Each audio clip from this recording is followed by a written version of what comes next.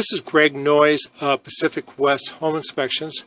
Today I'm doing a house in Calabasas, and I'm up in the attic. Typically, a residential house will have we call it split system central air. The condenser and AC, part of it's outside, and then there's in the attic or part of the furnace someplace else in the house that you'll find the condenser, the evaporator for the AC, and then a gas furnace. In this particular house here, they have AC evaporator on one end, and then they're using hot water from your tankless water heater to provide heat for a heat exchanger.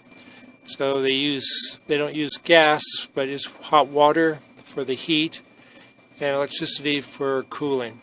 So we don't typically see these in houses. I've seen them in condominiums and townhouses, but never in a residential house. So during the winter, when you have your furnace on, your hot water heater will be on as well. And that's the gas feed to your tankless is a 1-inch gas feed, and it's 200,000 BTUs. So you may want to use it sparingly or have high gas bills.